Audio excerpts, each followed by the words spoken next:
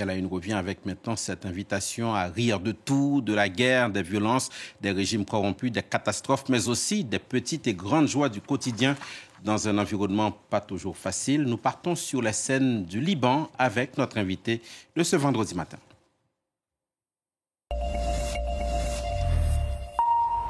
Bonjour Mouna Hamoud. Bonjour. Merci de venir sur notre plateau. Vous êtes journaliste, documentariste et vous réalisez le film dont nous allons parler ce matin, La force du coquelicot, ou une virée dans le monde du stand-up, du seul en scène, pour le dire en français, au Liban.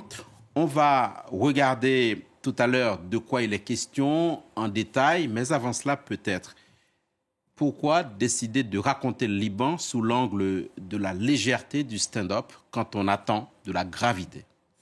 C'est une très bonne question. Ce documentaire, il est arrivé à un moment très spécifique, quelques semaines après le début des massacres israéliens à Gaza et dans le sud du Liban.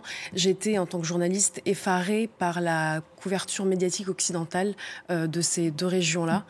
J'étais décontenancée de constater une telle malhonnêteté intellectuelle, une compassion sélective, la déshumanisation aussi des Palestiniens et des Libanais. Et j'étais à un moment où j'avais besoin de travailler sur quelque chose qui avait du sens. Et à cette période-là, mon sas de décompression, c'était de regarder le contenu des comédiens libanais de stand-up. Et je me suis dit, mais pourquoi est-ce que personne ne parle d'eux ? Ils font aussi partie du Liban. Et j'avais envie de parler des imperfections du Liban, mais aussi des étincelles.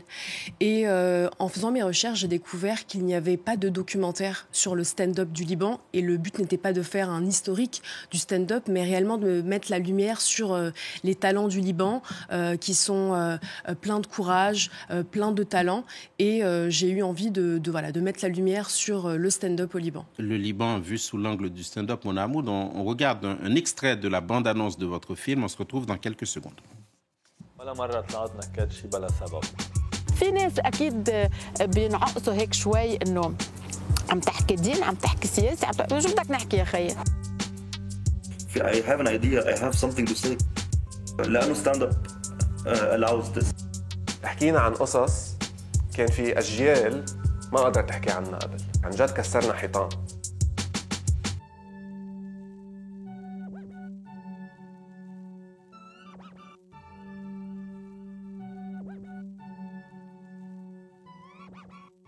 Extrait de la bande-annonce de La force du coquelicot, film de Mouna Hamoud, notre invité de ce vendredi matin. Les comédiens ont des profils divers, mais ils sont d'accord, si j'ai bien compris, sur une seule chose, rire dans le chaos, libanais en l'occurrence, ça ne peut pas faire de mal. Non, ça ne fait pas de mal et je pense que c'est dans notre ADN. On a besoin de rire justement dans les moments les plus tragiques, c'est assez paradoxal. Et l'objectif de ce documentaire, c'était également d'humaniser les Libanais et de ne pas rester sur ce narratif occidental qui tend à nous réduire seulement à un bilan humain ou à un champ lexical belliqueux.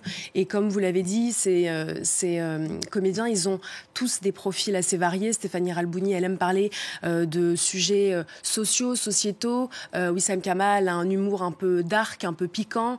Mohamed Baalbaki est un peu comme un sniper. Il aime parler là où ça pique. Il aime marcher sur des œufs. Il parle de la religion notamment. Et Shakil Bouabdallah, il a un univers tout à lui très métaphorique.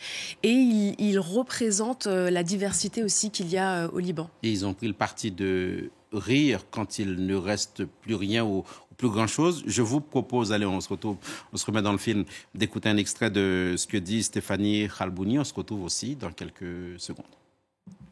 عم ترجع الشمس ما بتموت والحق رح يرجع زي السما بيرو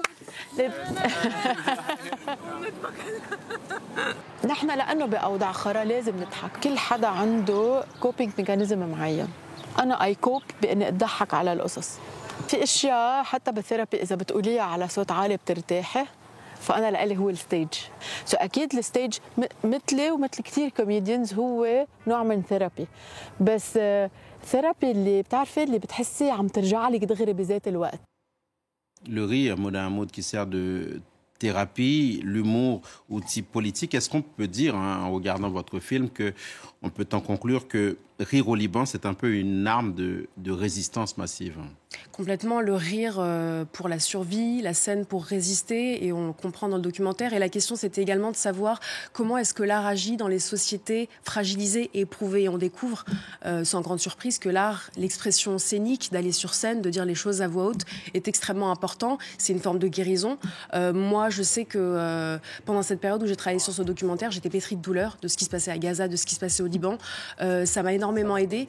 Et ces comédiens-là, par le rire, par l'écriture, par le fait d'aller sur scène, d'aborder des sujets qui sont parfois assez compliqués d'aborder en société, de casser les mœurs. Ils le font très bien et ils représentent un panel de sujets. Puisqu'on parle de sujets compliqués, la politique, bien sûr, la religion également, comment est-ce que ces comédiens abordent ces sujets dans un pays quand même multiconfessionnel, 18 confessions religieuses? C'est pas mal. Comment est-ce que c'est abordé ça? Alors écoutez, ils le font très bien parce que quand on regarde ces stand-up-là, ils sont vraiment sans filtre et ils représentent toute la diversité du pays, du Liban. Ils le font chacun à leur manière. Au Liban, on a de la chance d'avoir une certaine liberté d'expression comparée à nos voisins. Ceci étant, elle est assez limitée parce que certains ont été rappelés à l'ordre, il y a eu des interrogatoires, il y a eu une censure. Ceci étant, la force du stand-up, c'est de continuer malgré tout. Sur cette liberté d'expression au Liban, qu'est-ce que les Libanais font mieux que les autres ne font pas? Je pense que c'est la diversité qu'on a confessionnelle, tout ce mélange, cette espèce de brassage qu'on a au Liban fait qu'aujourd'hui on a une espèce de facilité à aborder certains sujets. Elle est limitée, mais je crois que cette liberté d'expression, elle est aussi limitée dans plein de coins du monde.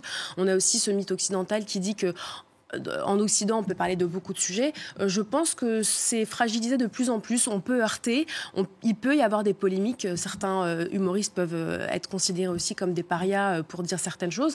Donc je pense que voilà, cette liberté d'expression, elle est fragilisée dans beaucoup d'endroits du monde.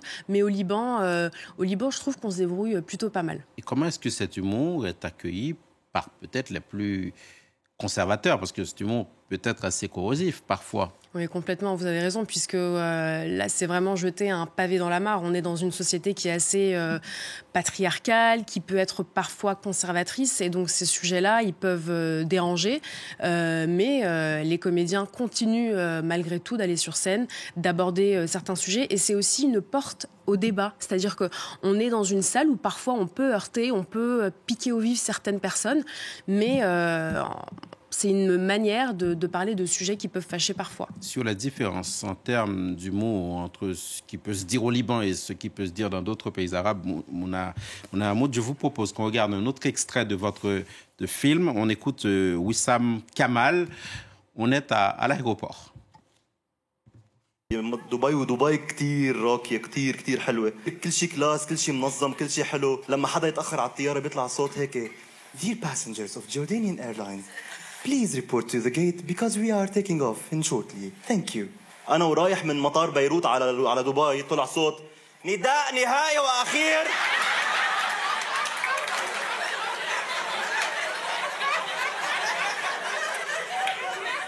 لابن الشوطة وسام كمال انقطع الطيارة ليك تعرف شو سكر يا سكر. Wissam Kamal, l'un des 5 humoristes que vous avez suivis aux côtés, on le rappelle peut-être, de John Ashkar, Shakir Bou, Abdallah, Mohamed Balki et Stéphanie Ralbouni, la seule femme du groupe. Elle dit quelque chose d'assez éclairant sur la place des femmes dans le stand-up au Liban. En somme, les hommes peuvent tout dire, les femmes non. C'est tout à fait ça, et je voudrais juste ajouter quelque chose. L'objectif de ce documentaire, c'était aussi d'humaniser les Libanais et d'humaniser ces comédiens, parce qu'en fait, au Liban, il y a deux camps. Il y a ceux qui disent, mais qu'est-ce qu'ils font sur scène, c'est n'importe quoi, il faut les censurer.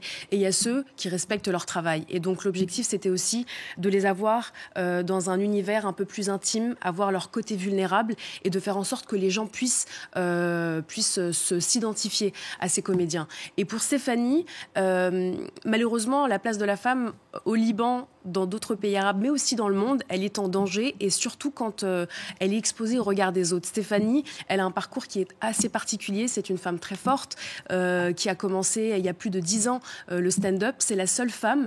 Elle a vécu du harcèlement, elle a vécu des choses pas très faciles, et malgré tout, elle va quand même sur scène. Mais cette place de la femme qui est difficile dans la comédie, en France aussi, on la retrouve. C'est difficile quand une femme dit des gros mots ou dit ce qu'on considère des vulgarités. Tout de suite, elle est cataloguée « Ah, c'est vulgaire ». Alors que pour un homme, on a tous tendance à penser que ça va, c'est pas grave, ça passe mieux parce que c'est un homme. Donc ces clichés-là, ces stéréotypes-là, c'est bien que des femmes puissent prendre les devants et aller sur scène. Mona Hamoud, dans votre film La force du coquelicot, une date revient, c'est celle du 4 août 2020, l'explosion ce jour-là dans le port de Beyrouth avec ses dégâts humains et matériels absolument gigantesques.